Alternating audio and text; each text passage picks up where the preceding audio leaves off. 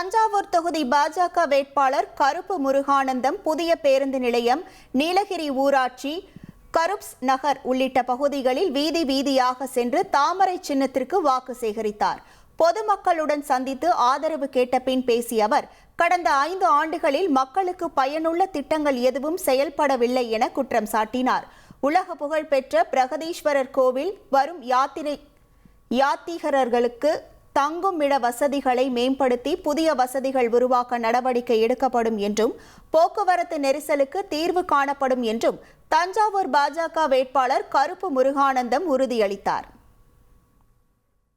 இன்னைக்கு உலக புகழ் பெற்று விளங்கி கொண்டிருக்கக்கூடிய தஞ்சை பெரிய கோயிலிற்கு யாத்திரிகர்கள் வந்து செல்வதற்கான வசதிகள், அதேபோல் யாத்திரிகர்கள் தங்குவதற்கான வசதிகள் இதெல்லாம் இன்னும் மேம்படுத்தப்படணும். தங்குறதுக்கான வசதிங்கிறதே இல்லை.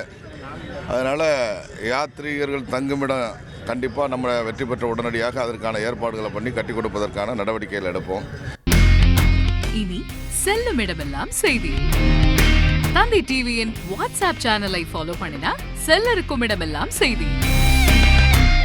இதோ QR கோட், இப்பவே ஸ்கேன் பண்ணுங்க, ஃபாலோ பண்ணுங்க.